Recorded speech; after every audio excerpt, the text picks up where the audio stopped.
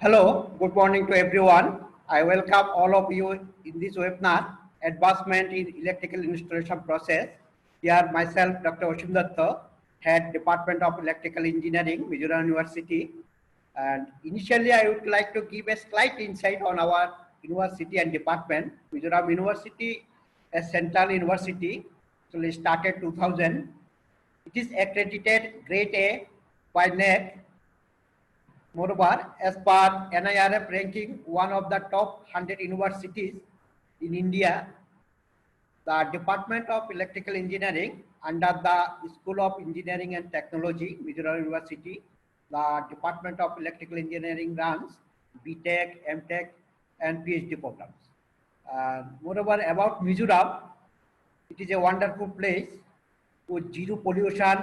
People are here very honest and well disciplined. University is a wonderful place of teaching and learning. I personally invite all of you, those are outsiders, including our honorable speaker, to visit our university once this COVID-19 problem is over. Yeah. Now, I want to thank our honorable Vice Chancellor, Professor K.R.S. Sambashiva Rao, for inspiring us for such kind of activities and continuous guidance. Obviously, special thanks for our distinguished speaker, Sir Hemant Joshi, for accepting our invitation and being connected here to share his valuable industrial experience, spending his valuable time. Thank you, sir. Now it is my privilege to introduce our today's speaker, Sir Hemant Joshi. He is Indian born and now Australia based electrical engineer. He did Bachelor of Engineering in Electrical Engineering from Shivaji University, Maharashtra, 1978, and Master of Technology in System and Circuit from IIT Bombay, 1981. He is a multinational personality and electrical engineer based in Australia with 35 years consulting experience in different countries like New Zealand, India, Indonesia, China, New Caledonia, Fiji, and New Guinea. He has handled a number of projects dealing with power utilities, substations, infrastructure for airport, port, big bridge, road, water pumping stations, prisons, etc. He handled electrical installation in big commercial building for hostel, office, hotel, data center, and mixed commercial developments. Moreover, he worked a lot in light and medium scale industry also. He is a registered professional engineer, Queensland, Australia. He is a fellow Institute of Engineer, Australia. He wrote book also titled Residential, Commercial and Industrial Electrical System and published it in reputed publication like Tata McGraw-Hill. Moreover, 3 volumes. Such a noted industry personality to share industry experience. One again, thank you, sir. No doubt that as industry relevant, it will be informatics and valuable for us like academician and student. Obviously, we will enjoy.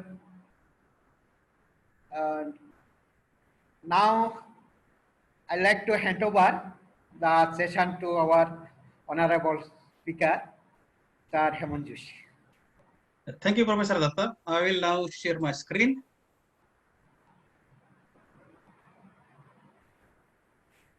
Right.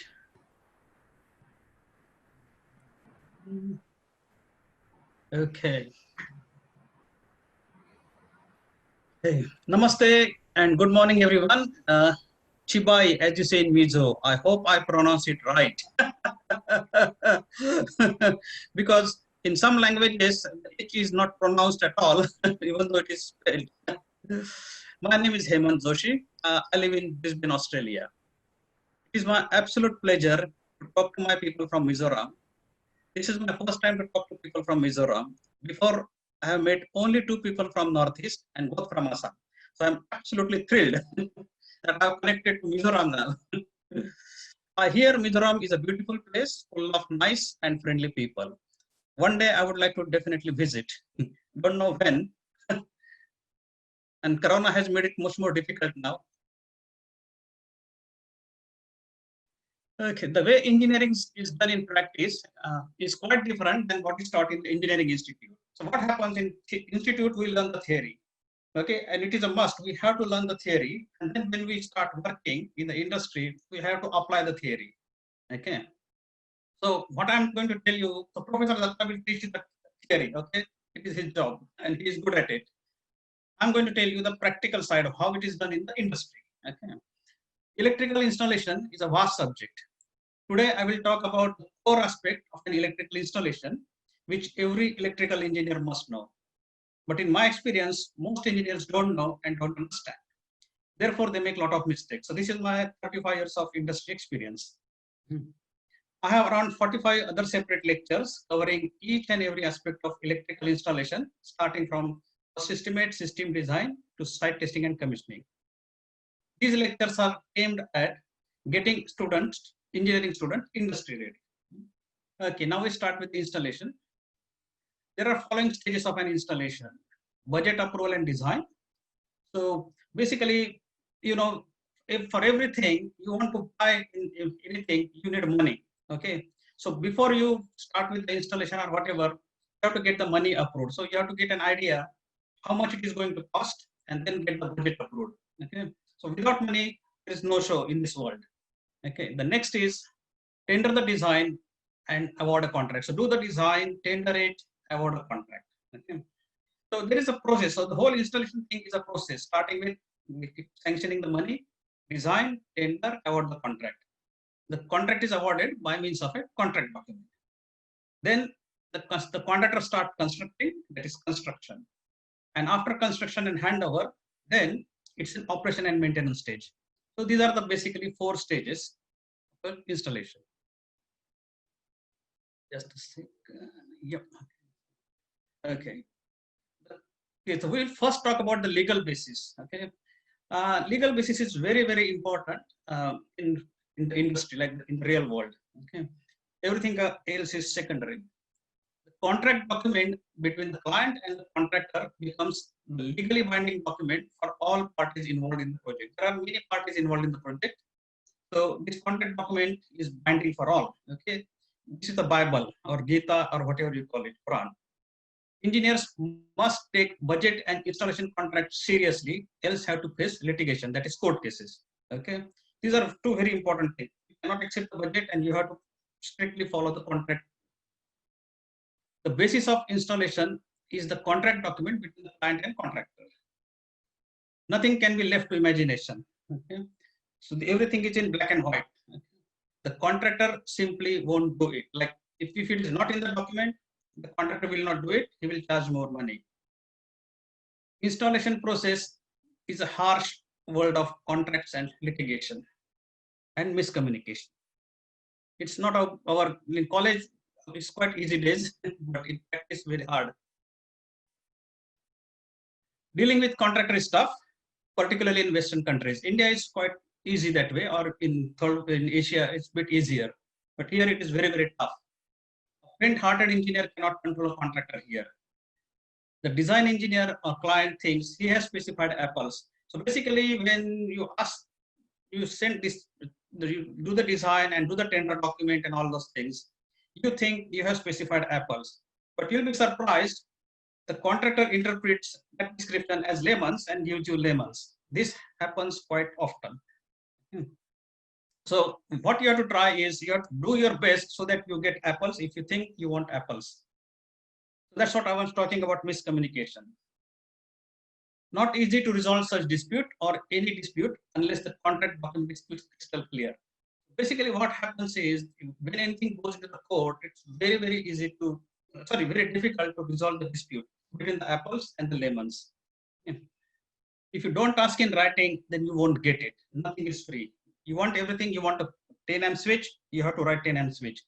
Otherwise, if you just write switch, he could give you 5 amp switch. It's a simple example. Nothing is free. Contractor is not going to give anything free. He's doing business. He wants to make money. Okay. Cannot change mind once the contract is awarded. It costs extra. You suppose you ask for something, and then later on you change your mind, and if that thing is going to cost more, then you have to pay more. It's as simple as that. Budget means, for example, budget must be strictly adhered to. Money doesn't go on free. The client, the person who is sponsoring the project, who is giving the finance, he has fixed money. Okay, so the installation must be done within that money. Otherwise, big problems. The installation design and construction must comply with the various regulations, standards applicable to the state and country of the installation. Now, out of all the disciplines, electrical engineering has the maximum rules and regulations applicable. Mechanical, much easier. Civil, less. Mechanical, civil, they are quite fortunate. They don't have to go through those kind of rules and regulations like electrical guys have to do. Okay, so for example, local electricity regulation. India has a local electricity regulation. Every country in the world has local electricity regulation. And these take the top priority. These have to be complied. Okay, no questions asked. Then local statutory authority regulation. There are different authorities like environmental or whatever you have to comply with that. Local power utility requirement. The power company, it has requirements. Okay, sometimes on the customer installation, and you have to comply. The mandatory standards of the country of installations. Now, I'm talking about standards, like international standards. Like for example, India, you have IS, Indian standards. These fall into two types. One is mandatory, and other is guideline. The mandatory ones are mentioned in the local electricity regulation. So the local electricity regulation says that these are the mandatory Indian standards or Australian standard. The installation must comply. Okay. Others doesn't matter. Guideline you can use as a reference, but no need to comply fully. If you want to, you can do it. Local building regulations. Okay. This is not much in third world countries, but every first world country has this. There is a document called local building regulations. The term is different in different countries. Okay. So we have got in Australia, we call it National Building Regulation document. Okay. So as far as electrical is concerned, this document says what are the limits on energy consumption for lighting per square meter.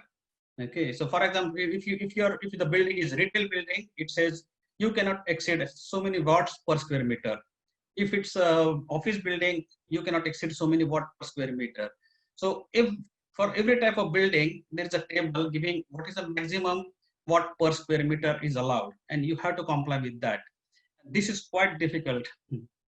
Then another thing is emergency and exit lighting. It specifies the building must have emergency and exit lighting. Okay, and then fire rating. Okay, so these are the three things with fire rating of the electrical switch rooms basically. So as regarding electrical, these are the 3 points in the local building regulation. There is nothing much else. The client user requirement and standards, if any. Many clients have standards and how they want the installation to be done, designed and whatever. So it must be followed. Also, there is a user group on the client side sometimes. Like for example, hospital has doctors. So when you are working on a hospital project, you will have to talk to this user group, which are some selected doctors, and they will say, okay, we want that, and we want the panel here, and all those kind of things. So the design engineer has to take that into account and the design system accordingly. Yeah. So this is very important. This dialogue is pretty important. If you don't talk to the client and user, later on big problems, because they will come on board at some stage and see they haven't got what they want and they were not consulted. And then everything becomes extra, because if you have already tendered the document too late, okay, and you will be in trouble and you will have to face court case. Often this is ignored, creating problems late during construction, which may result in extra cost. If because you missed it, you didn't talk to these people, and then if this has to be included, it will cost extra, and the client will take you to court for that. and then you will have to pay the company, your company, design company, you have to pay the cost. So this is very important. And a lot of engineers I have found, they just don't talk to the client and user and understand what they need. After all, it is their building, their plant. They want to operate in certain fashion, and so it is important. Another thing on this is, don't assume if you have designed similar plant before that this one will be the same. For example, you have designed an ice cream factory, okay, before, and you have done it certain way. So, and you copy it. No, don't do it. Go and talk to that client, because every client has different way of operating system. So I have seen people make this mistake. Oh, I have done this ice cream factory before. I don't have to talk to the user or client. I know what to do, and then get in trouble because the client says, no, this is not this. That guy may be operating like that. The operating method is different. So for the same product, the clients can have different operating methods and different requirement for the installation. So this is the most important point, I would say. The client brief, which is same. Sometimes this is ignored. Some client, they give you a design brief saying, and these are good client. Then you don't have to imagine anything what client wants. Because in the first, before you have to discuss and then find out the requirement. In this one, no, the client says, I want this in the electrical system, this in the mechanical system. So the job becomes a bit easier. There is nothing gray. Everything is black and white. Okay. So, but some people just keep it in the drawer and then later on trouble. Local fire regulation. This is mostly exit signs. So the local fire regulation says that how and where the exit signs should be. Insurance company requirements. So basically what happens for any plant, there are two types of insurances. One is during the construction and second is in the operation insurance. And insurance companies have some electrical requirements and mechanical or whatever. So you have to check with the client whether the insurance company has any requirement. Mostly it is a sprinkler and those kind of thing. And how it affects is some insurance companies want sprinklers in switch room. It is a bad idea, okay, because switch room has got electrical equipment, and if you put the sprinkler there and if it goes off, it's going to damage the switchboard, okay, and cause the short circuit. So you have to discuss with them and find out other ways. There are other ways of doing firefighting in a switch room, okay, like dry type of extinguishing system. Then local dangerous goods regulation. So like if you are having some gas storage or diesel storage on site, for example, if you have a diesel generator, then it will have tanks for diesel storage. There are regulations where you can put the tank and how far away from the certain areas. So you have to follow those regulations, and these are pretty strict. Local council regulation. Now, council regulations are mostly regarding noise and exhaust. So the noise and exhaust for electrical is the diesel generator set, standby or full continuous operation. The council has limits, like in industrial area, it is so and so decibels. In residential, so and so. Industrial, so and so. Commercial, so and so. Those must be followed. And the exhaust regulation is how far from how far you have to take the exhaust from the ground level. You have to follow those regulations. Because you don't want the exhaust, the council doesn't want the exhaust to go into the neighboring property. So if you have a very tall building next to you, you're in trouble. If it's a short, means one single story building, you can take the exhaust pipe above that height and then let it go, no problem. Okay, but noise is a very strict and very, very hard to comply. Okay. Hence applicable for generators. Then another thing is resource consent. This is in Western countries, like first world countries. They have a certain requirement. For example, if you want to put a transformer on a wharf, they won't allow it because it's an eyesore, okay, because it spoils the beauty of that area, okay. So you have to put it in an enclosure which is decorated nicely so that it looks nice, okay. So all those kind of things must be considered. And the last one is heritage building. If a building is declared as heritage, there are only limited things you can do there, okay. So you have to consider all these regulations. The regulations and standards change from time to time, and also new regulations and standards are added. So as an electrical engineer, you must keep abreast. What are the changes like every year Okay. Otherwise, if you don't follow this thing and you don't follow the standards, your knowledge is outdated, and you are doing something which is not as per the standards. So this takes quite a while. Like it's a quite a exercise to keep up to date with the standards. So engineers should make effort to check and no changes and new addition to these standards and regulations. Okay, technical basis, we continue. It must be suitable. Okay, here. Okay, an installation must be suitable for the intended application. Do not promise fit for purpose. Okay, fit for purpose is a legal term, quite popular in first world countries, not at all in India. But I mention it because you may never know. Some of you may work in first world countries later on. Okay, intended application. So what we mean there is, if you're designing a building for a school, then the intended application is school. And tomorrow, for some reason, the school closed down and it is to be converted into shops. Then your design doesn't have to be for the shop. So you are making clear that whatever we design is only for the school. Tomorrow you change something, it's not my responsibility. This design won't work for the new application. Okay. So that takes to the fit for purpose. So fit for purpose is a term means if it is for the school, it is only for school. But never promise fit for purpose because it has got far more this thing. Like even a slight mistake here or there, you become legally liable. So generally, consulting engineers don't promise that. They use the word intended application rather than a fit for purpose. So even though it is a school, intended application means less legal liability. Fit for purpose means more liability because you don't know exact purpose. All the client has told you is this is a school building, but not each and everything about the building, like how they are going to operate and all those things to the minor detail. Able to fit in the space allocated available. You don't have infinite space. Space is a premium in many places. Okay, for example, you are designing an installation in Delhi or Mumbai. Real estate is very expensive. So you are given a space, you have to work in that. I mean, of course, you have to see how much space you need and then ask the architect and work in that space. But to your dismiss, whatever you design must fit in that space when it is going for construction. That's what it is. Like if you have assumed that this transformer will fit in a 3 meter by 3 meter room, on site they will build 3 meter by 3 meter room and the transformer bot must fit in that room. Okay. Otherwise problem.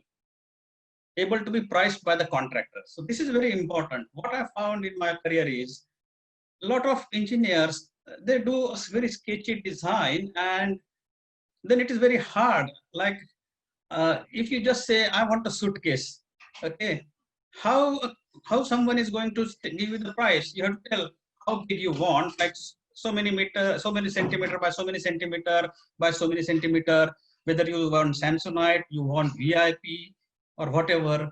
And so those kind of details. So if you are specifying a transformer, you have to specify exactly the rating, the oil or dye, and all those kind of things.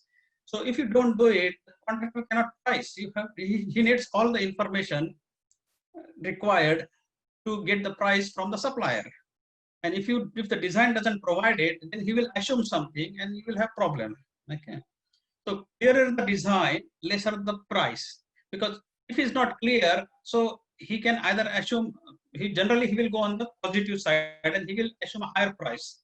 And so that's why if your design is clear, the contractor's price will be less. If it is not clear, he will come up with a more price.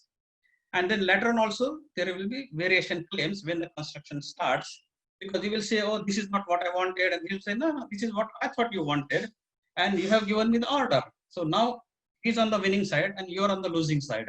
Okay, so he will say, okay, you wanted a Samsonite suitcase, I will give you that and I will charge you so many dollars extra. So that's how it is. So ambiguous design is results in a more price and variation claims. Malta, okay, few years ago, I worked in a project. The Malta is a country in Europe, south of Italy. I worked on a project there, and I was on the client side. The consulting engineer, a very famous, like Arup, who is one of the famous consulting engineer in the world. Okay, very top. They did the design of the project. Their design was so sketchy, the contractor just couldn't price. So all the contractors came up with a very, very high price. So never do that. Able to fit the project, the approved budget, and better be economic. Okay. So what happens is, as I told you, budget is the first stage. Okay. Budget is not after the design. So initially, the client and the quantity surveyor and cost estimate, whatever, they come up with a budget. Later on, they just refine the budget. Okay. And so you do, so there's the first budget, so there's a second budget, which is on the some basic design, and that is approved. And then when you do the detailed design, budgets are never done on detailed design. That's the problem. Okay, they're done on the initial design. So when you tender the design, and if the price is higher than the budget, there's a big problem. How to fit in the budget? Because that's the money client have. It cannot produce money. As I said, money doesn't grow on tree. Okay, so this is the money he has. Then if you design something which is going to cost hell of a lot more than the budget, there's a problem. Okay, and then it has to be economic. There is a difference between fitting in the budget and economic. Fitting in the budget means what you can afford. Okay, if you can afford Toyota and not BMW, go for Toyota. Okay, and may not have a choice. Okay, so this is what you can afford. So the other means, the latter means, like economic means, it should be reasonable, not gold plated. Like if you want a tap in the bathroom, normal tap is fine. You don't need a gold plated or silver plated, because it's not Saudi Arabia's king's palace bathroom. Okay, it's an office building bathroom. So that kind of thing. So two different things. Fit in the budget is you buy whatever you can afford. Okay, so you specify whatever you think this budget can afford. Okay. It must be able to be constructed by the contractor. Okay, this is another thing. If your design doesn't give good information, it's very hard for the contractor to construct. Okay, like for example, very simple example. If there is a glass wall in the building, okay, one of the wall is glass. Okay, say front is a glass wall, and you have shown a cable tray running on this wall. It's not possible. You cannot put anything on a glass wall, not even a socket outlet, nothing. Okay, yeah, it's just not possible. So you have to do a design which is feasible, okay, which the contractor can construct on site. On a glass wall, if you show a cable tray, cannot happen. He cannot run the cable tray on the glass wall. Full stop. Don't design something which is not available or impossible to construct. Okay. Okay. This is which is not available. One of the engineer who was working under me, he designed a 12,000 ampere switchboard. And I asked him, do you think this kind of board is available in the world? No, 6,000 is the maximum. Okay. So you specify something, design something which is available in the market. Okay. Impossible to construct. I have given the example, glass wall, but that's a simple example. There are many more. And it's very, very common that a lot of engineers do a design which is very difficult to construct. Another example is Fiji airport apron. Okay, this is the one. This is not electrical, but good enough to give an idea. There's an airport in Fiji, a small airport, and tarmac is the part, like except the runway, rest is called tarmac. Okay, so they wanted to do the reconcreting and all these things of that resurfacing. The consulting engineer, a very famous consulting engineer, very, very top rated, he specified that the topping should be more than, say, 60, should not be more than 50 mm or something. Okay, the tolerance or something. Tolerance on the topping. Okay, so there is a topping and the tolerance. Everything has a tolerance. You cannot get accurate. So tolerance, he said 50 mm. The contractor said so the contractor was awarded, everything done. The contractor didn't say anything. When the work started, the contractor told him, look, this is a kilometer of area, okay, length. It is impossible for any machine to do 50 mm tolerance. It could be 70 mm, 100 mm, 40 mm, 30 mm, whatever it is. And he couldn't argue that. So that's what I'm saying. Specify something which can be done. 50 mm was not possible over that. If you are doing a small area like 1 meter long and 1 meter wide, you could get within 50 mm clearance, but not for such a long area. Such a vast area in length and width. It should be easy to operate and maintain, not complex. Some engineers do very complex design, and I said, you don't understand. The operators there are not engineers. They are very, maybe not even electrician at that kind of level. So it's going to be hard for them to operate and maintain this plant. So don't do that.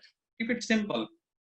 And last but most important of all, the installation must work. That too, how the user wants. So if you design something which is not going to work, and that too, how the user wants, there's no use. So whatever you design has to work. And there are examples where installations haven't worked. Okay. We come to local power utility requirements. Now, local power utility, as you know, are very tough to deal with anywhere in the world. Doesn't matter India or Australia. They are very stubborn, rigid. Okay. And whatever they want, you have to provide. There's no argument, no questions. The local power utility will have some jurisdiction and requirements which must be complied. So this varies from country to country. Okay. As I said, these utilities are very stubborn. Generally, their jurisdiction is up to and including their substation, if any, on the site.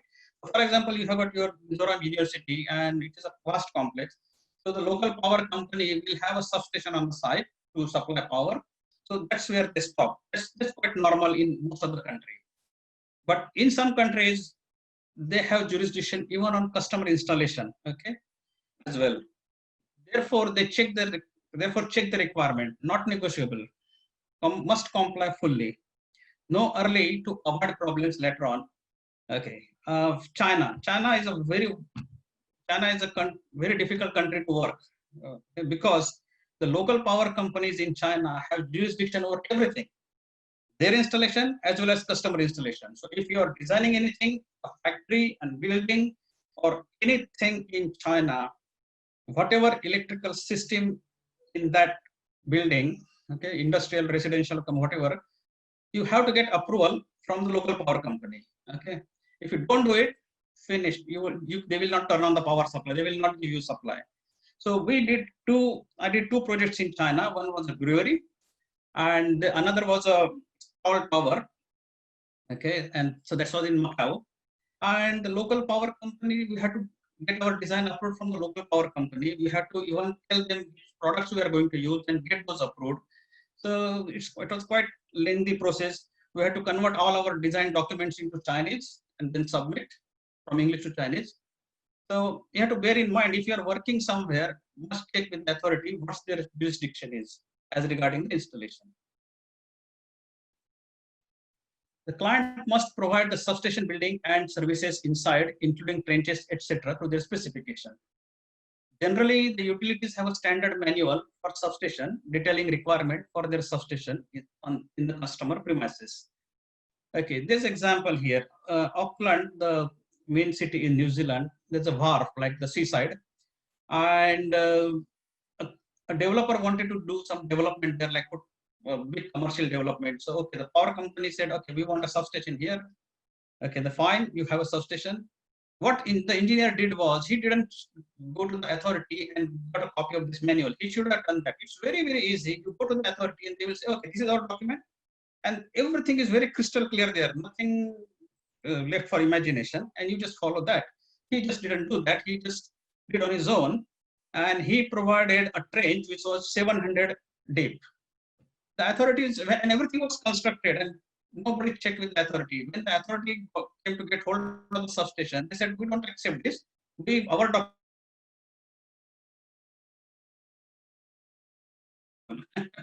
So that's why it's very essential that you have a good dialogue with the local power utility right from the beginning and before you design anything. Or load estimate. This is one of the basis of design. If you do the load estimate on the lower side, design will not work. If you do on the higher side, more expenses. Sorry, and more expenses to fix the mistake. If too much on the overside, then the design will work, but wasting money. Okay, so you have to sort of balance it out. Okay, not too low and not too high. How depends from case to case. For example, one of my job, the client came to us. It was a pharmaceutical factory, and first they gave the contract to a contractor to do the design build, and the contractor said, "Oh, I will need 3 MVA supply," and the client was surprised.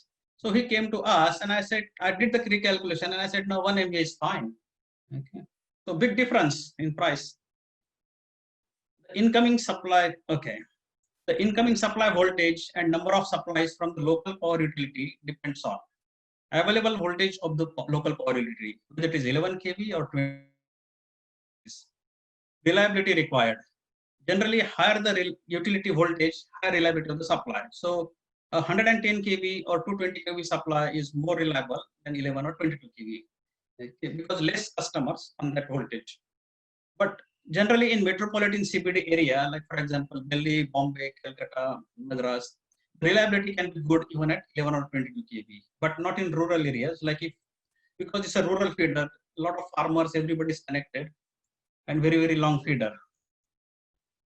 Cost of incoming supply, cost of incoming voltage supply. Okay, so if you want 11 kV supply, cheaper than 220 kV supply. Okay. Maximum demand of the plant and building. This is important. Okay, the power utilities have a fixed, not just because of the electrical, the basic principles. There is a limit on a particular voltage how much power can be delivered. For example, on 11 kV, you can only deliver maximum 5 MVA. Okay, or on 22 kV, 10 MVA, like that. So if your plant loading is more than that, you have got only 2 options. Either you have a utility substation next to your plant, and then you can take more at 11 kV or 22 kV, or otherwise, if it's coming from somewhere far, then these are the limits. Okay. So you have to accordingly, it's not every time possible to have utility substation. And what I mean is extra high voltage substation. So if you want 20 MVA at 11 kV, then you will need a 220 by 11 kV or 22 kV switchyard next to your plant from the utility switchyard, and it may not be feasible all the time. For example, for a big mixed commercial development, the total demand is say 30 MVA. In this case, you will need more than 1 incoming supply. So 6, if it is of 11 kV, you will need 6 number. If it is 22 kV, you will need 3 number. Okay. For residential and commercial buildings, the incoming supply is mostly 11 or 22, never more than that, because they don't want, they have the space is quite premium, and nobody wants to give a space for the switchyard. For industries, it could be anywhere from 11 to 220 kV, depending on total demand. Generally, about 10 MVA extra high voltage, 33 kV and above supply is provided. But in this case, the utility switchyard is next door. Revenue metering. This is the subject in itself. The electrical tariffs are selected by the client and customer, and engineer doesn't have to do much about it. It is a commercial negotiation between the client and power utility. Design electrical engineer provides the maximum demand and any other technical inputs required, but you don't get involved in these commercial discussions. Okay. Where the revenue meter is located in either the customer switch room or switchboard, then the design engineer has to make appropriate provisions in the room or the switchboard as per the standard requirements of the power utility. So another aspect we have to deal with is where the revenue meter will be located, and we make some provisions accordingly, space provision mainly. Okay, if it is in the switchboard, then you have to tell the switchboard supplier that, hey, guy, make such and such space in the board to install these meters. And if it is going to be in the room, then you have to have space in the room. Generally, switchboard manufacturers are aware of these requirements, but check with the utility as well as the switchboard manufacturer. You have to ask this utility, hey, where you want the meter to be located. Typical major equipment. The typical major equipment is, this list may not be complete. Switchyard equipment like breaker, isolator, current transformer, voltage transformer, lightning arrestor, power transformer, distribution transformer, high voltage switchboard, motor control center, low voltage switchboard and motor control center, distribution boards and control panels, cables, low and high voltage, motors and generators, VSDs, UPS, light fittings, and power points. Typically, these are the major equipment in any installation. Okay, sorry for the quality of this. Okay, so an installation can have an LV incoming supply, okay, in which case you have an incoming supply if it is small installation. And so this is from the power company. Then you have your main switchboard and then distribution boards and MCCs and whatnot. Very simple. This is an example of HV incoming supply or LV incoming supply from a dedicated transformer. So the options are either the utility will have its transformer and then they will give you an LV supply. And this transformer is dedicated for your installation. Okay. Or the other option is they will give an HV supply and you provide the transformer, and then rest is same as before. And this is the third option, whether the supply is the incoming supply is high voltage, and this is your high voltage switchboard, and then you have transformers, and then you have got low voltage switchboards and distribution boards, and all those kind of things. And so these are the three main types of systems. Space planning.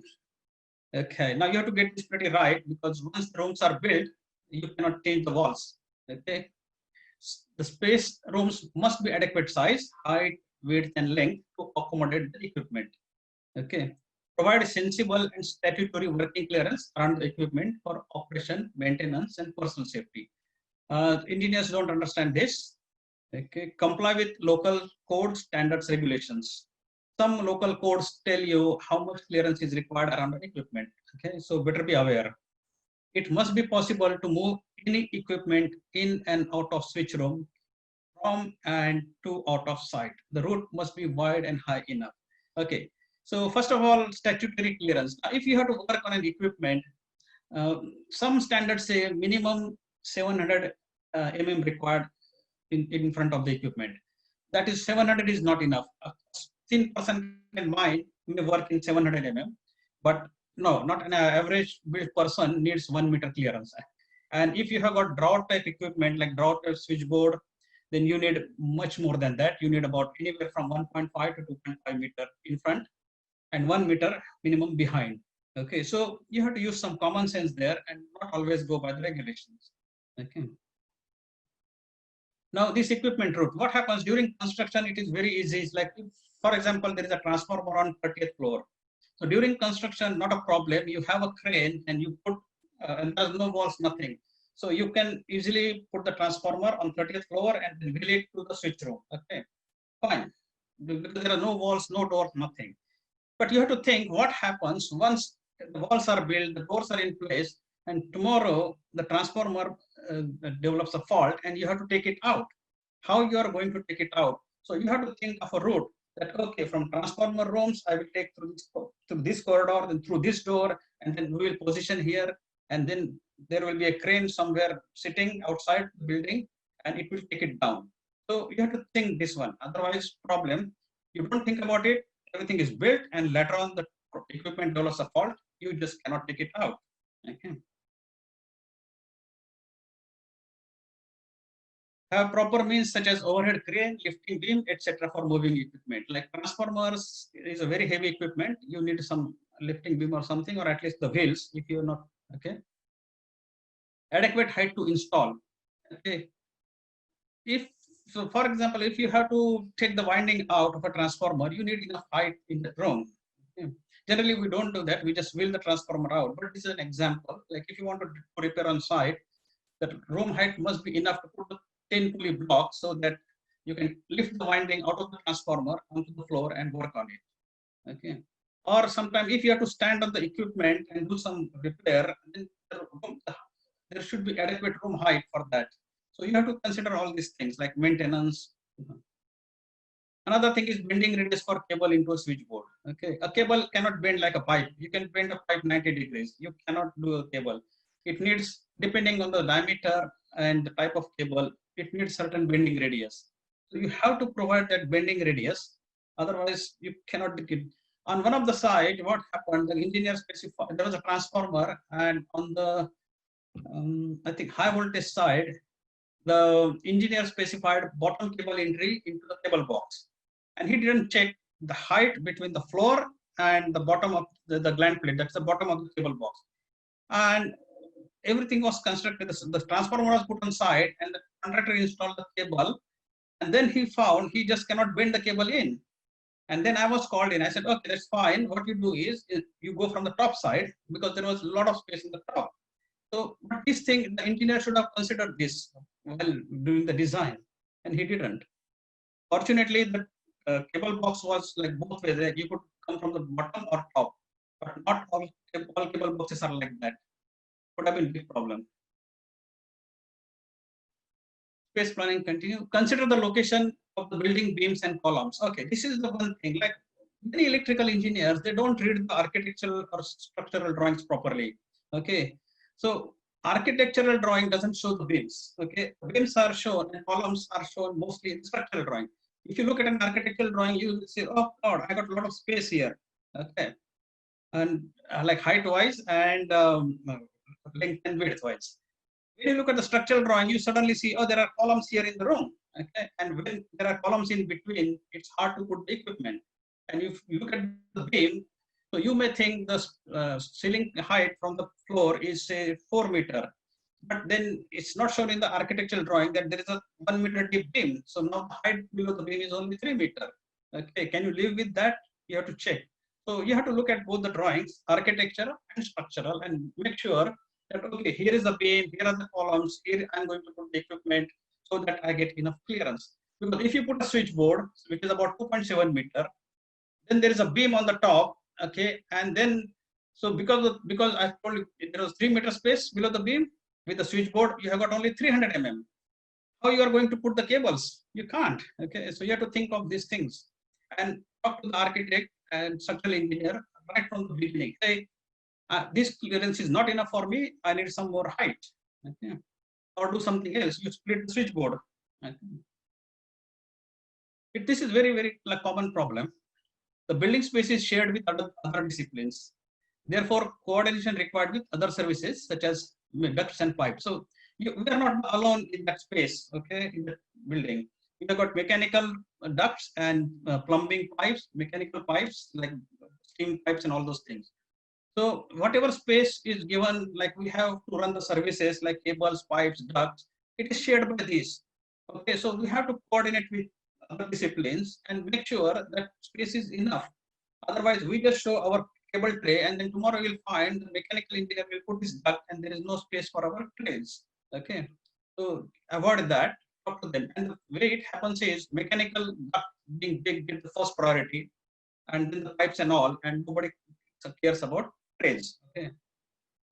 Floor loading capability. For example, so we have to tell the structural guy that, hey, okay, the UPS is going to be that much heavy, the transformer that much heavy, and so design your floor accordingly. Another thing is flood level. When you are selecting the switch room location, you must check what is the flood level at that location. Otherwise, when the flood comes, the whole room will be filled with water. Okay. Power utilities in first world countries, they are very particular about this. Whenever a new building is being constructed and you have to give the space for their substations, they ask you that we will not go below flood level. You have to provide a space above flood level. How to run cable trays and cable to the equipment. How to support cable trays. Quite a challenge in high ceiling area. For example, there is a 5 meter or 6 meter high space. Okay, and so running the cable tray is a challenge because you cannot like have a long supporting rods. Okay, because the cable trays will then move with the wind and all. Okay, so you have to go on the top and then you have to work out all the things. Like once you are high up, how you are going to drop the cables. And so there are a lot of challenges. So it's just not like you just draw a line on the drawing, just saying this is my cable tray. No, no, no. You have to think actually what is the space available, how big it is, and how high it is. And generator installation, electric engineer. Okay, because you have to think of all those things. Generators are pretty big. Okay, with the pipes and all. So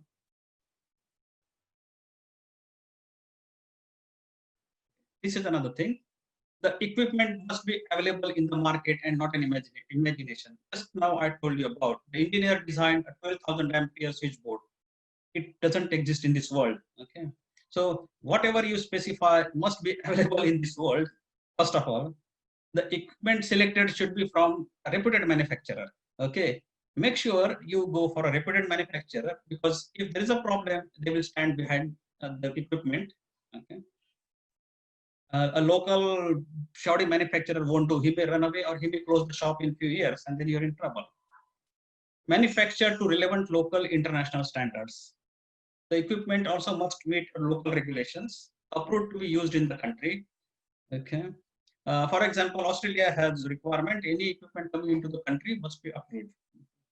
Where possible, should have type test certificates, either available locally or have local service support. This is very important. Whatever you specify should be available locally. Don't specify anything which is not available in India. Okay, you will have to fly it in by a plane, or you have to bring it on a ship.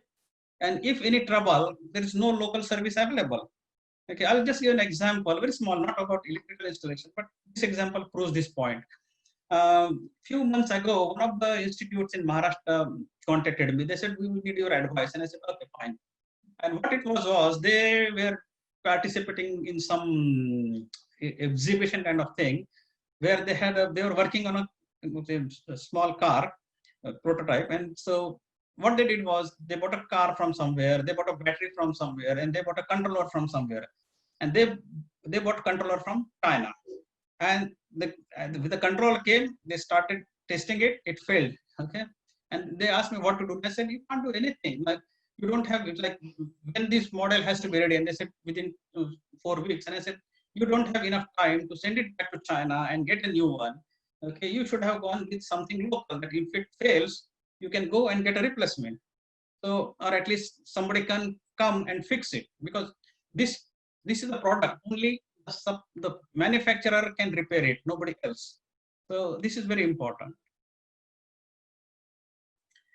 Equipment selection continued. It must meet required parameters required by the system. So electrical system has a parameters. So location, okay, indoor or outdoor. So if you are putting indoor, it has certain ingress protection, outdoor certain ingress protection.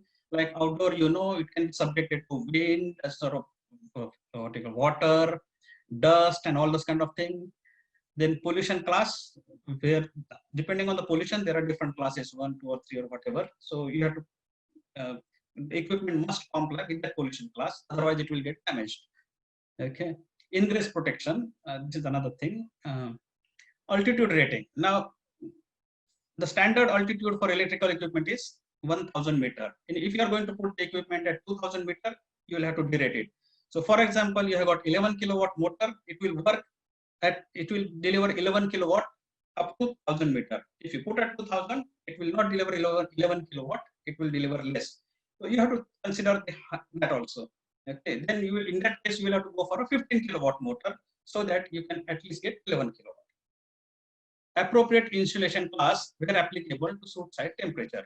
Okay, higher site temperature, less permitted temperature rise. For example, if you are using it in Nagpur, where it is going to go 49-50 degrees, and the maximum temperature for the equipment is so the temperature rise is 30. So then, and if you are using in some other place, say where the temperature is 30.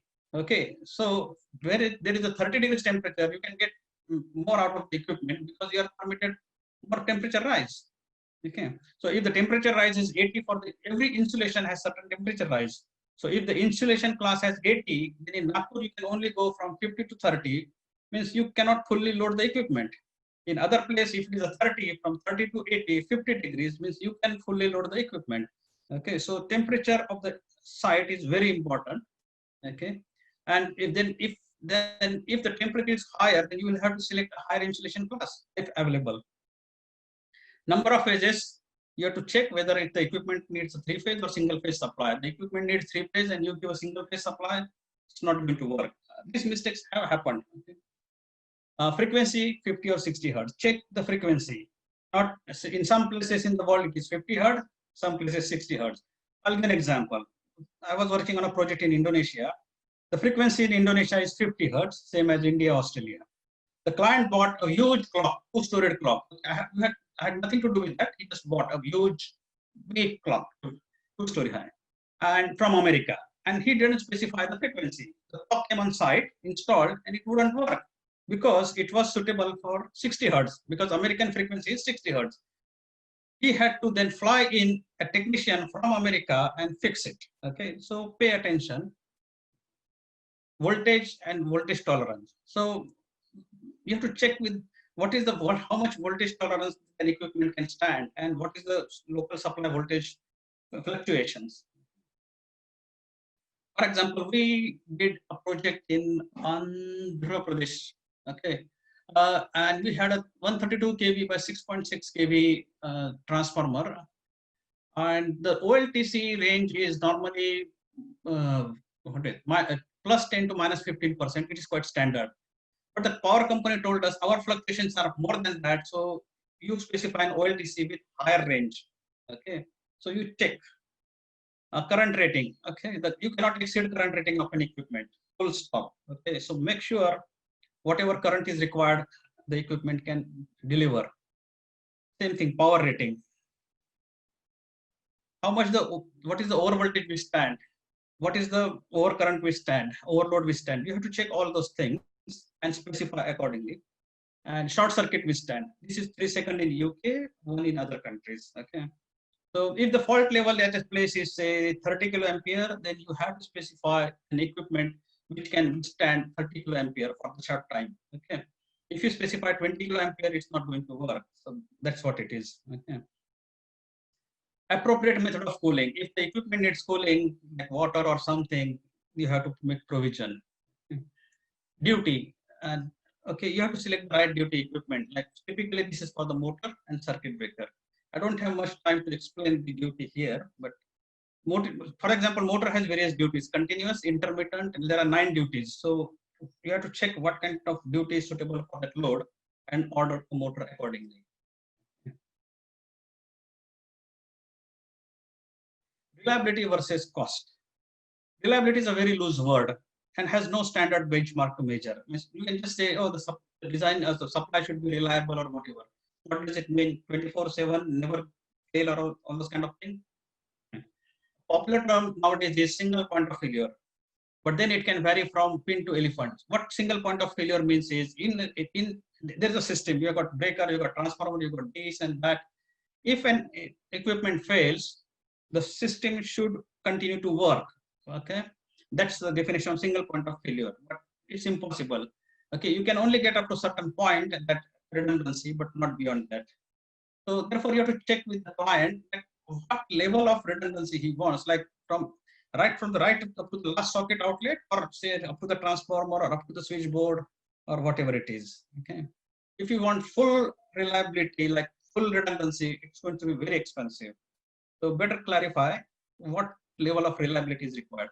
Means you can if one motor, you can have 2 motors, one normal, one standby. That's fine. Okay, but it's going to cost you, because it means the client will have to pay for 2 motors. Check that whether he really wants to, or he's happy with one. If it fails, he has no problem waiting for to get it repaired. Okay. Some clients have no problem. Cost from system installation is directly proportional to the reliability. Just now I said, if you want more reliability, more cost. Okay. There is no such thing as 100% reliable system. Never promise it. Okay. There are some elements in the system which fail. There is no other option but to sort of get an outage. Okay.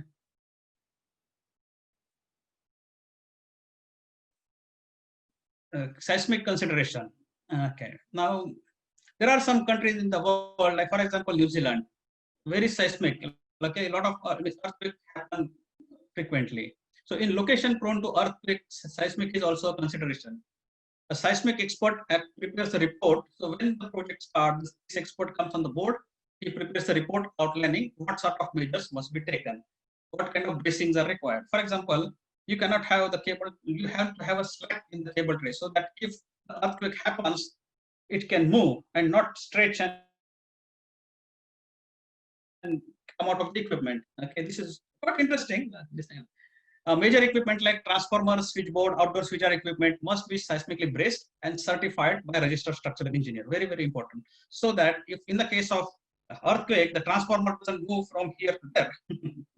Okay, it has to be seismically braced, and it's way more than the normal fixing up to the floor. Illumination. Okay, remember a golden rule. Where there is a room, there must be light. Okay, so don't leave a room without light, you'll be in trouble. There are two types of illumination, normal and emergency. Standards for normal lighting are not mandatory. Okay, for lighting or ACE, we have got ACE. And that, okay, this type of area, the lighting level should be XYZ. Okay, it's a guideline. You can be less, it can be more, it's the designer's choice. Okay, but better to use them than your own standard or imagination. The reason is, in case of a legal dispute, it provides a sound basis. For example, there's a assembly line and the standard says it has to have 400 lux, and you provide 400 lux, and some dispute occurs. You can say, hey, I have gone as per the guidelines of this our national standard. So no questions asked. Okay, you won't be taken to the court at all. Okay, but if you do 300, and the client will then sue you. He said, no, it is too less for me. Why did you do that? Okay, so find a good acceptable industry acceptable basis for your design. Okay, design basis. Standards for emergency lighting and exit signs are mandatory and must be complied with. Full stop, no questions. So there are these. So these standards are mandatory. You have to follow line by line, whatever is applicable. Continue. The architect designs lighting for the residential and commercial building. We don't do much of lighting kind of thing. That means number and type of light fittings and locations. So if you're doing a residential building, the architect will say, I want light here, here, here. I want this type of light, and no problem. All you do is you document it, you provide a design a supply, you design switching and all those kind of things. Okay. Industrial building, we do the lighting design. Okay, because lighting is not important there. It's only because in residential, commercial, the decorate aesthetics is a more kind of aspect. Whether it's in industrial, the functionality. Okay. That there is a task and the minimum lighting level must be met. So we do that, and nobody cares how the fitting looks. Nobody cares. But in commercial residential buildings, all they care is how the fitting looks, not the lighting level. Okay, except the office building, of course. And certain minimum level you have to achieve is it should not look too dark and that kind of thing. But for example, there is a shop. Okay, shop needs a fancy lighting. You don't need a task lighting in a shop. Okay, clothes shop or diamond jewelry shop or jewelry shop. You don't need functional based lighting. You just need aesthetic lighting. So that's done by the architect. The specialist lighting designer company designs specialist lighting and controls in commercial buildings. For example, a ballroom in a hotel, facade lighting, conference hall lighting, stage lighting, landscape lighting. We don't do it. There are special designers. They may not be electrical engineers, but they are expert in this. And they select all those fancy fittings, and because these are all very fancy fittings. Stage lighting is a totally different area. Okay, those lights are very, very powerful, and it's a different kind of specialty. We don't do it. Okay, there is a stage lighting design expert. The electrical engineer is responsible to design the distribution boards and circuit for these lightings. And the controls for this fancy lighting are different. These guys, the expert specialist lighting designers, they tell you what kind of controls they want, and we just provide the power supply to those controllers. The back of the house lighting in the residential and commercial building is designed by the electrical engineer. For example, there is a residential building and there are some back of the house. The back of the house means the area where normal public doesn't go. Like for example, there is a management office or in a building, that kind of thing is a back of house area. Okay, that we do. If it's a hotel have a front of house like the lobby and all those things. But then it has an area where the staff will be there, the manager will be there. So those are the back of house areas. We do the light. It's a task based. Okay, like 300 lux must be there and all those kind of things. Straightforward, we do it. The lighting for industrial buildings is designed by the electrical engineer. Small power outlets. Okay, in every building you will find these power outlets. Okay, and there is a way how the location is decided. Small power outlets are required in every building for various purposes. Okay, for vacuum cleaner or plug-in vacuum cleaner or for laptop and whatnot. These are specified quantity, single or three-phase, current rating, and exact location, either by the architect or the user. Okay. The architect, if it is by the architect in the room data sheet. So what happens is the architect has a document called room data sheet.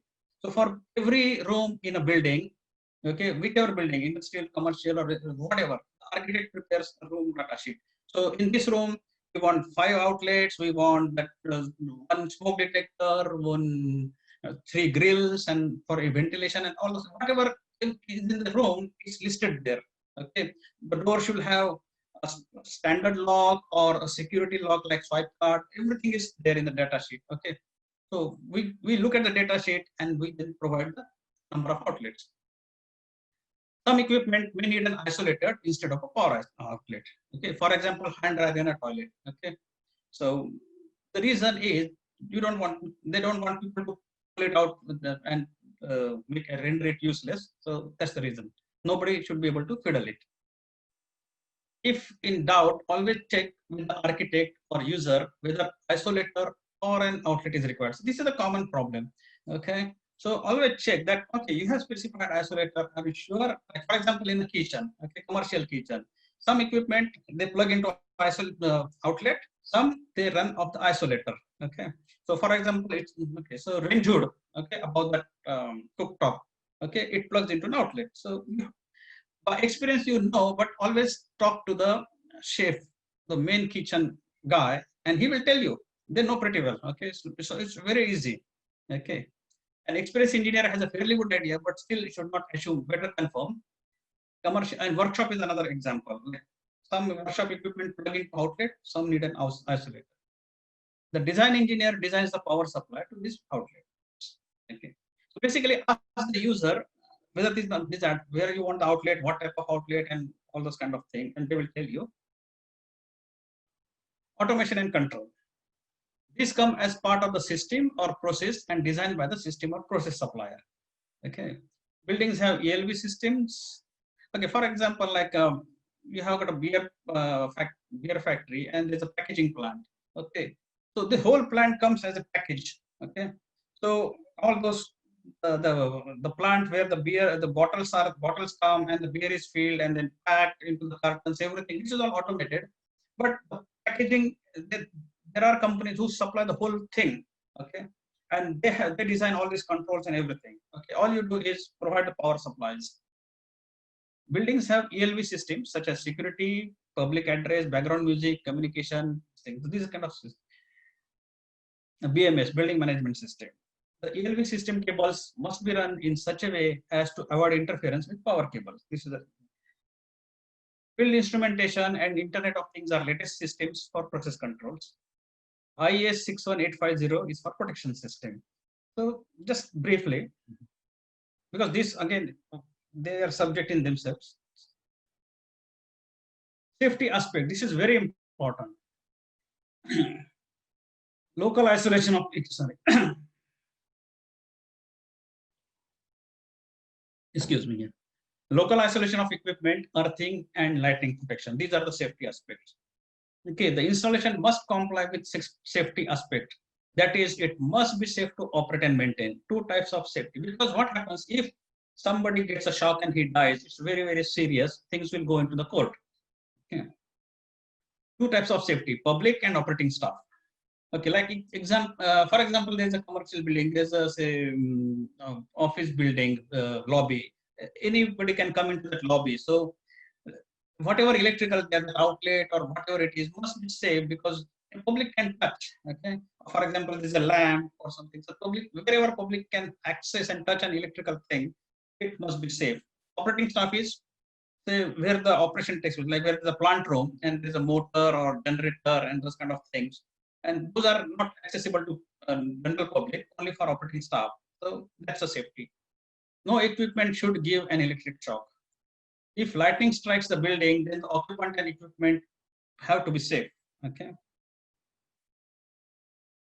Each equipment should have a facility to isolate locally. Common sense. This is done by either a local isolator or a push button, which when operated cuts off supply, power or control to the equipment. Electrical regulations require lockable type start push button on or emergency stop push buttons for certain equipment, usually motors and generator. For example, key operated start push button for conveyor belt. Okay, this is the rule. And emergency stop push button for standby generator. This is in the rules you have to provide, because something happens, you should be able to stop the equipment and lock it from restarting. Okay, so the push button you press and you turn and it gets locked. So if you have to restart, you have to first turn it back and then it comes out, and then only the supply goes through. Okay, so it's a special type of push button. Or sometimes they use the key, so you turn it off, take the key out, and nobody can turn the supply on. Okay. The emergency push button is locked once pushed, and unless released, the generators cannot be started. Do not provide emergency stop push button on each and every motor. Many engineers do it. For example, there is some pump in the building basement. It doesn't require emergency stop. There's nothing there which you have to stop immediately. No. Okay. So conveyor is a very good example, because somebody is something catches in the conveyor and you have to stop. That's a good example. Like some woman is wearing a sari and by some mistake it goes in there and then she is being dragged. So you have to stop the conveyor. Okay. But some pump and all those kind of motors, no. So you have to use a common sense and you have to talk to the user which one you need emergency stop. Okay. Certain process may need, not every motor. Okay, we will continue. Site health and safety. Now, this is very important in first world countries. Unfortunately, in third world, it is very, very neglected. This is quite pathetic and almost non-existent in India. Okay. In many countries, every site has a health and safety officer and strict safety PPE, personal protective equipment, and procedures for working. So if there's a construction site, they have a rules that anybody on the site must wear X, Y, Z, that safety, this hard hat, safety shoes, vest, and all those kind of things. Okay. For example, safety harness for working at height. Okay. If you are working on height, you have to wear a safety harness so that you fall, the harness will stop your fall and you are safe. One of my friend posted a photo on Facebook. It showed electricity board workers working on a two-pole structure without any safety harness, without safety shoes, without hard hat. And I was surprised. And I said to him, why? He said, oh, the line is not live. And I said, it doesn't matter whether the line is live or not. Okay, they have to have a safety harness. What happens if he falls? He will break his head. He doesn't even have a hard hat. Okay, so it's quite serious. And it's a very simple thing to do. Hard hat doesn't give 100% protection. Mind you, if you're going on the side, it is just protecting your head, not your shoulders, nothing else. Okay, protect yourself from noise. Okay, sometimes a site can have a very deafening noise and it will harm your ears. So in those areas, you must wear earmuffs. Okay. Don't take safety very lightly. Okay. You are responsible for your own safety. That's the fundamental rule. Nobody else is. In Western countries, you need to pass an exam in health and safety at each site. Then only you are allowed to enter the construction site or existing building. In some countries, there is a test which you must pass, then you get a card, which allows you to visit any site rather than giving test at each site. I don't have my card with me. In our state, we have to, if we have two choices. Every time we pass this test on site, or there is a government test which you pass and you get a card. So I have got a blue card. It is called blue card. Okay, so it means I can go on any site, not only in my state, because it is transport.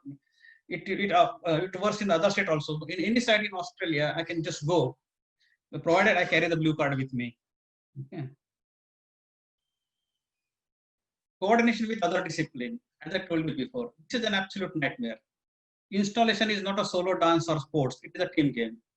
Electrical is least important except for power utility project installation. If you are doing the switch yard, fine, it's all electrical, you can do whatever you want. But if when you are in a building, you have to deal with mechanical ducts, plumbing pipes, and all those kind of things, and structural beams and everything. Okay, so switch yard is very, very easy to design. There are no beams, no ducts, no pipes. It's only you. Okay, and you have got plenty of height. There is no limit to the height you can go there. Okay, in buildings, no, you have a height. The floor height is limited. Okay. Electrical services such as cable trays have to adjust with other major services such as HVAC ducts, pipes, and plumbing pipes, and process duct pipes. Okay, there are a lot of things there. Okay, you are not alone. Coordinate with structural engineer for floor loading, as I told you before. Continue. Coordinate with architects for space. Architect controls the space. Okay, you cannot just get whatever space you want. You have to convince the architect why you need it and where you need it and those kind of thing, and then only you get it. Okay, quite a big nightmare. Architects are not easy to deal with. They don't understand why an electrical equipment needs a space. Okay, they think electricity is wireless. Coordinate with mechanical engineer for HVAC. Okay, this is a big headache. Inside any building, you will have a lot big ducts. Okay, so majority coordination is with HVAC and the structural for the beams and columns. Plumbing is not that bad. Study types of walls and ceilings. Consider the height. This is to decide how to run cable. I have given an example of the glass wall. If you don't study the type of wall and you show a cable tray, and if it's a glass wall, contractor will say, tell me how to run the cable tray. You cannot fix anything to the glass like that. Okay, and it looks ugly also. An electrical engineer must have good understanding of various building elements such as type of walls, columns, beams, footings, foundation, soil, door, etc. Okay, if you are going to decide the type of security lock, then you must know the type of door. Okay, whether it is a wooden door or glass door. Okay, else the design will be impractical. That is not possible to construct. Okay, if there is a jib board or it's a hollow wall, and then you can support heavy things on that. Okay, so you have to check the wall, what kind of wall, and if you are showing a big panel supported on a wall, if it's not a concrete wall, you have a problem. Okay, so I've already given an example here. Okay, another example is deep earthing. Okay, this is a project in Bali, and my subordinate did the design, earthing system design. He provided and he showed me, and I looked at it. Okay, it was a big resort, and he had shown a lot of earth pits. Okay, earth pit, you know that you dig in the earth and put a rod and those kind of things. I looked at every pit was 10-meter deep, and I knew the location of the resort, so I was surprised. I asked him a simple question: do you know the type of soil there? And he said no. And I said, did you ask the civil engineer? He said no. I said, okay, come on, let us go and ask the civil engineer what type of soil it is. And I took him there. I knew it was rock, but I didn't tell him. I took him to the civil engineer and asked the question. And he said, it is rock, hard rock. And I said, can you, now you tell me how you are going to drill, dig a pit 10-meter deep in a rock. Very expensive, very expensive. You need a special equipment. Digging 10-meter in a soil is very easy. Clay cotton soil. If you are in Vidarbha, Brad, very, this cotton soil, easy to dig. Rock, no, you need a special equipment, and 10-meter if you want to drill, it's going to cost hell of a lot. Not a good solution. So I told, instead of that, you go for a shallow trench and you go horizontal. Okay, you just go 300 mm deep or 400, and that's it. And anyway, you need trench to take cable from A to B. So you're not digging extra trench. You just put this earth strip next to the cable, and that's it. Done. No pits, nothing. And this was the most cost-effective solution. Okay, because there is no extra excavation involved. Okay, the pit for the trench for the cable was already there. You have to consider all those things. Just don't draw a line on the drawing. Factory testing.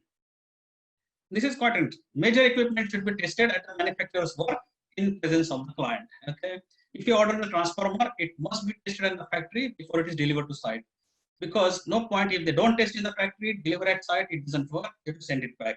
Okay, so they have to prove that it works. This is called factory testing. The contract document must list which equipment must be tested at the factory and what tests to be carried out on each type of equipment. As part of their quality control system, generally the manufacturers carry out individual factory tests on selected equipment and batch tests on others. For example, a transformer company will definitely carry out factory test as a part of the quality control. So they have a quality control department. They will do the testing, and if it passes, they will give a pass certificate. Fails, rectify. But there are small items like meters, relays. Each and every meter relay is not tested. It's a batch tested. First batch, fifth batch, or like that. Okay. And so when you ask for a factory testing, you have to know which equipment is individually factory tested and which is batch tested. No point in asking factory test on a batch tested equipment. You're not going to get it. Okay, they will just give you the batch test certificate. Okay, which may not be for your relay because your relay will be from another batch which was not tested. An experienced engineer should know which one are individual tested and which one are batch tested. Most engineers don't have a clue. Factory testing to be witnessed by the clients is in addition to the test carried out by the manufacturer. Okay, sometimes what happens, you go to the factory and they tell you, or even the contractor tells, oh, this is the quality control department, they have tested this equipment. Is this okay for you? Say, now we want to see the factory testing. In reason is, okay, like, but if you order from overseas, you can't go there, obviously. Okay, so preferably, even if the company has done their quality control testing, better you go and witness the test. Ask them, no, we want to see the test. Okay. Before arranging the factory test, request the manufacturer to send test certificate for the test carried out by him. So before you go to the factory, okay, if he says, okay, you come and witness the factory testing, so you ask him, first send me your quality control test results and then and make sure it's okay. And then only you go, otherwise you will waste your time. Site testing and commissioning. This is quite funny. Even if an equipment has been tested in the factory, it must be tested at site. A lot of people don't understand this, okay, especially contractor. They say, oh, Mr. Hemant, we have tested this in the factory, it's working, why I have to test it on site again? Now, there is a possibility of damage during transport or storage at site, okay? So don't do that. Never, this is the golden rule, remember, never ever energize an equipment without testing at site. Okay, never. Okay, never. As it will. Yeah. Once the installation is complete, various agri tests are carried out. These tests are and must be listed in the contract agreement. I'll give you an example. I was a bit lazy once. I was on a construction site and there were two distribution boards. One distribution board was supplying power to the other, and they were almost next to each other. So the cable was only about a meter or so. And so the way we used to do was like I used to test each and every cable, each and every board, and then turn the supply on. And I asked the contractor, okay, take out your insulation resistance tester, and test these boards and the cable. And he said, oh, sir, I left it in the site office, which was very 1 kilometer again away. And I said, oh my God, should I ask him to send the guy and get the maker? And I said, okay, they're very small boards, only 1 meter cable. So let me do a physical inspection. So I looked at the boards, I looked at the cable, everything seemed all right. I said, okay, turn the power on. As soon as the power was turned on, there was a big flash in front of my face. Fortunately, I just stepped back immediately. Otherwise, my face would have burned. So this is a lesson. I was lazy only once in my life, but never do that. Okay. So, and then I've looked at what was the problem. So the problem was when the cable entered the other board, okay, it was resting on a very sharp edge, and the sharp edge slowly cut into the cable and it was short circuited. Okay. And it was not easily visible. When we took efforts and we moved the cable, then we found it out. Okay. So never ever do what the mistake I did. Okay. Once the installation is complete, various agri tests are carried out. These tests must be listed in the contract document. The contractor will not carry out a test which you have not listed in the document. Full stop. Some may be good, but not everyone. Okay, contractor carries out this test, may be witnessed by the client's representative. I insist to witness. After successful testing, the electrical system is commissioned, is put into operation. I'll give another example. There was a project in Indonesia, a big office building, high rise. The project manager was KPMG, very big firm. Everybody knows KPMG as the project manager. And I received a call from the site. Our site people were there, and I had nothing to do with the project as such, but I was asked to go there to help. And I said, what is the problem? They said, okay, we want to turn on the installation. So the installation was high voltage switchboard, transformer, low voltage switchboard, and everything. I said, okay, you want to turn the power on, fine. Where are your site test certificates? Oh, we haven't done the site test. All equipment is tested in the factory. And I said, no, I will not allow you to energize. You do site test on each and every equipment. then only I will give my permission. Otherwise, you go on your own. I don't care. And I put my foot down. I made them test each and everything. So never ever go by factory testing. Okay. The next is practical completion. Practical completion is a certificate issued by the client or project manager to the contractor on completion of work. The completion of work is defined in the contract document of the project. This is so in the contract document, you have to define what you mean by completion of work. Like you are installing a motor or 10 motors or whatever, like basically something.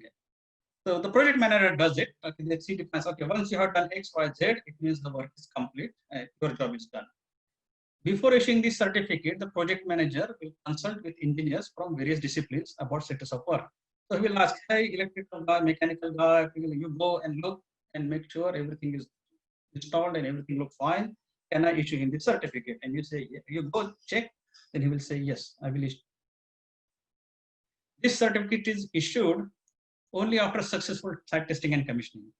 Defects, if any, are agreed and listed by the client and contractor. So basically, what happens is all these engineers go, they look at that and they list the defect also. Okay, this is not right, that's not right. And then you don't, it's not compulsory for the contractor to complete all the defects. For example, you need an extra support for a cable tray somewhere or something. It's not important. You can energize the installation and go ahead. So these engineers, they advise, yes, there are some defects, but for that, don't hold the completion certificate, give him the completion certificate. These defects then go in the defects list. Okay. And then once the completion certificate is issued, a period called defects liability starts. Okay. It is from the date of issue of completion certificate. Generally, it is a 6 month for small project or brownfield, 12 months for new project. So in this period, the contractor has to fix all the defects which are listed in the defect list. Okay. The duration is agreed between client contractor, but 12 months is very standard. The client project manager retains certain payment for the defects liability period called as retention.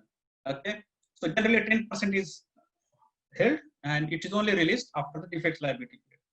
The contractor must rectify free of charge any defect found by the client and ask the contractor to rectify unless it is caused by the negligence of the operating staff. So during this 12 months, if client finds some more defects, contractor has to rectify those.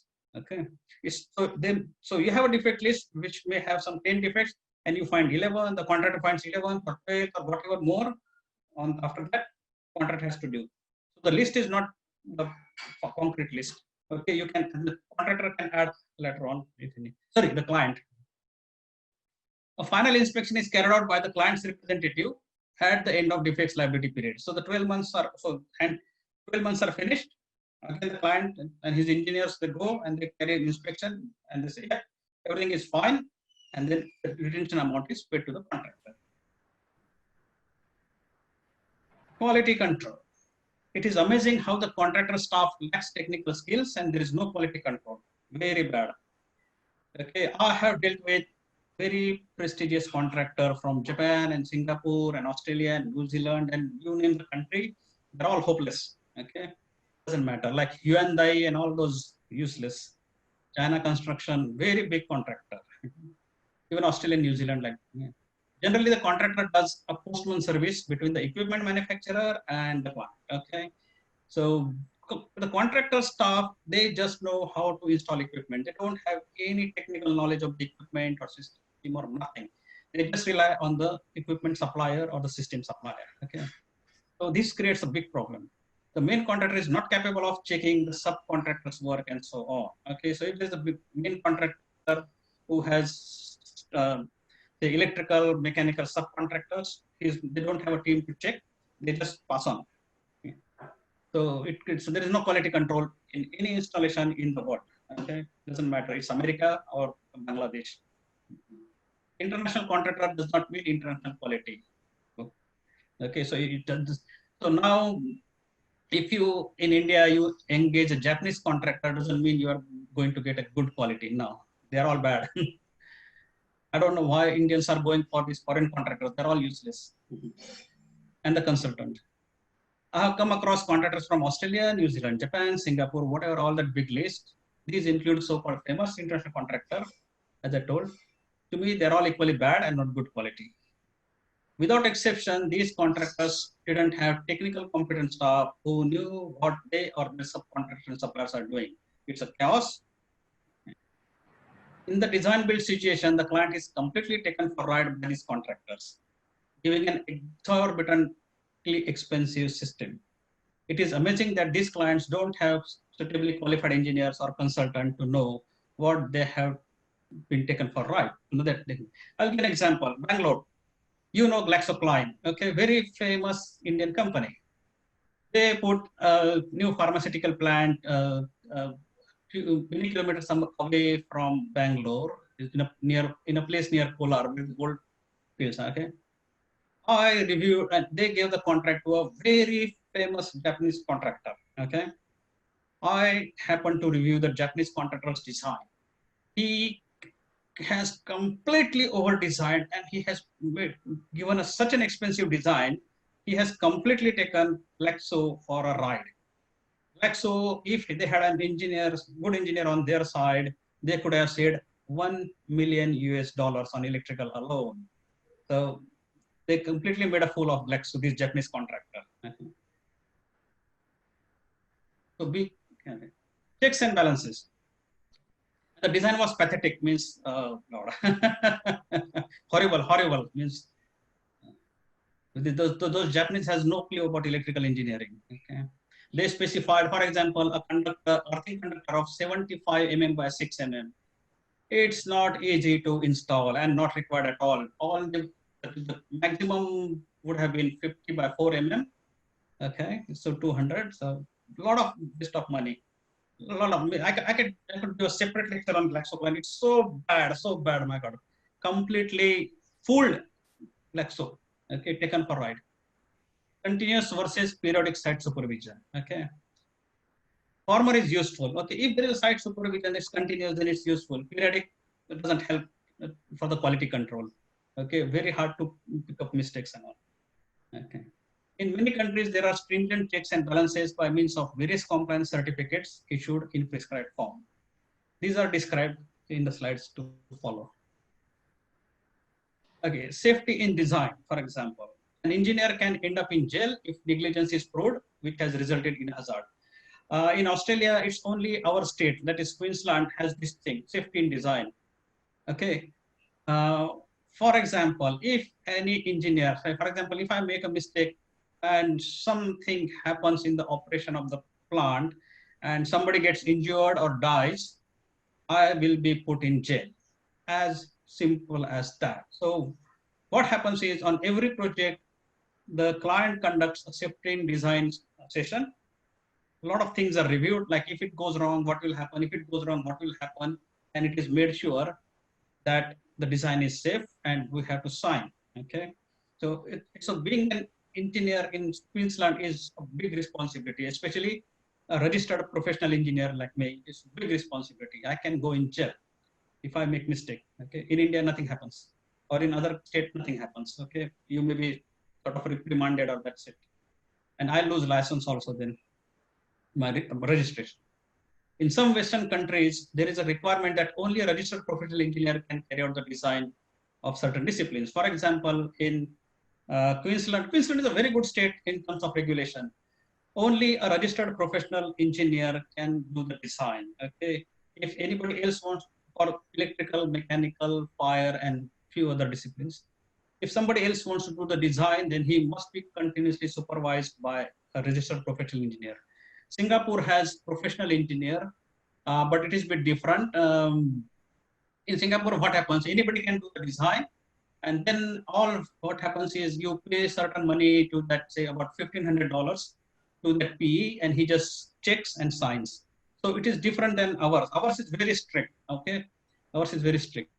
It is a continuous and not periodic like Singapore. America is like us. You have to be professional engineer like us, and then only, or otherwise you supervise. So US and Queensland is very similar. Okay. After the design is complete, a certificate must be issued by a registered engineer stating the design complies with electrical regulation. So for example, I'm supervising a design as a registered professional engineer, or I'm doing a design. After it is complete, there is a prescribed form. It is called Form 15. We have to fill in and saying, yes, this design complies with A, B, C, D. Like you have to list, okay, depending on what is designed, okay, all those regulations, and sign. So it means you are legally liable, okay. So it's not, it's big responsibility being a registered professional engineer, not a joke. The building certifier, as explained later, also requires this certificate. So I'll come to building certifier. Okay. In Western countries, the contractor has to issue an installation compliance certificate, which states that the installation has been done as per the electricity rules and regulations. So I signed Form 15.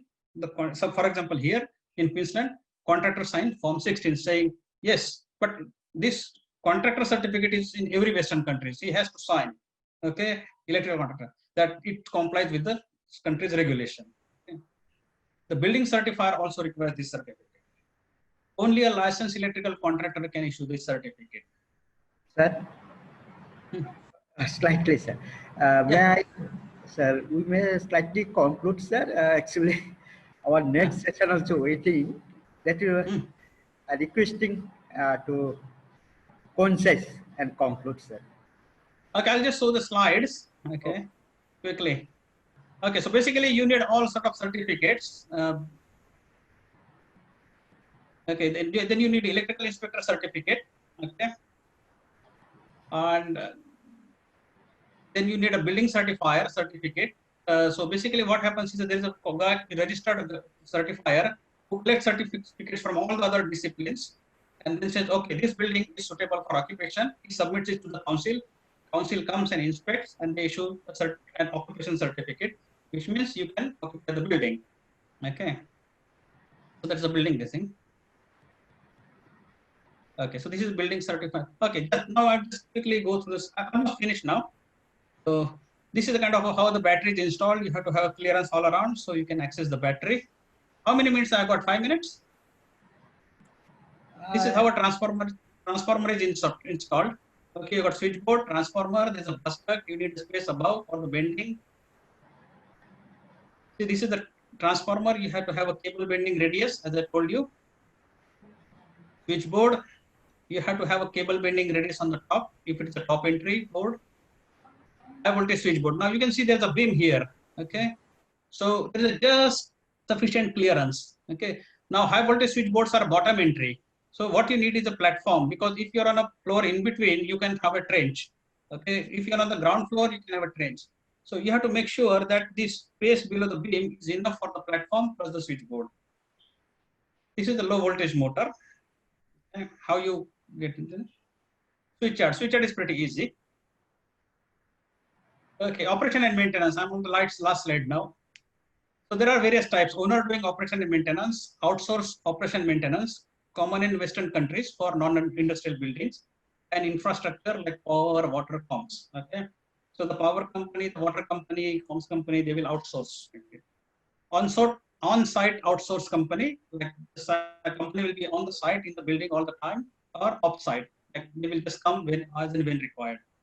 Then there is a preventive maintenance. Okay, so either you formulate your own preventive maintenance, like saying we want to do X, Y, Z, or there is another system called asset management system. So what it does is all data is put into the system, what equipment and all those kind of thing. It prints out what kind of preventive maintenance to be done, when, and all the schedule. It stores the history. It stores the spare part stock.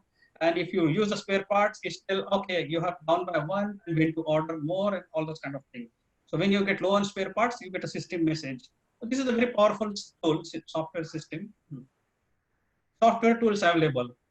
Okay, for calculation, you got illumination calculation software like AGI or Dialux. You got cable sizing. This is country specific. It doesn't work from one country to other. Fault table calculation is a general one, works in any country. Basically, these three. Then this is my last slide now. This is building information model. This is a very powerful software tool. It does modeling, okay, and it is for all electrical, mechanical, everything. And it can do from design to asset management, everything. Okay, it's also a very good tool to coordinate between the various services like cables, pipes, and everything. So in India, it is not used much. America, it is used for everything from design to asset management. In Australia and New Zealand, it is only used for coordination. Okay, like during construction, like to build the drawings and coordinate properly. Not asset management, not design. Okay, India, it's not used at all. The only thing it is used in India is this BIM model is outsourced in India. Like India is very cheap because of the labor rate. So the companies say, okay, you do the modeling and send us back. But I hear that the quality is not good. So people here have to spend again a lot of time. So I don't know how long the outsourcing will go on. Okay. So that concludes this thing. That's all from me today. You're most welcome to ask questions. You can also email me questions on this subject or any other electrical engineering subject on my email. I'll be happy to answer. Thank you. So due to time obligation, I request my colleague, Dr. Amarendra Matsa, to propose both of things. Yeah, and after that, I just want to say a few words. That's it. Yeah, so later on we'll discuss. No problem. Yeah. No yes, problem. We'll be in contact later on. Yeah. Yes, sir. We have some awesome time to spend to pop up our knowledge and make our day more productive, sir. On behalf of my Mizoram University, I extend very hearty thanks to our honorable speaker, Hemant Joshi, sir, for gracing your important work and sharing with us your findings and openings today. I also thank to our honorable Vice Chancellor, so Professor K.S. Samsara Garu, for encouraging me for such a great events. And from the ICT department also, I am very much thankful for supporting this grand event. And finally, the wonderful participants who have turned up in such a great number from various parts of India. I have seen from Kashmir also the joined, and from Kanyakumari one fellow, and Andhra, Tamil Nadu. A lot of people are joined in this event. I'm very much thankful for such a great cooperation from the findings of all over India. So once again, I thank you all for your cordial cooperation. I hope you all be safe in this pandemic situation. Thank you. Thank you very much, sir.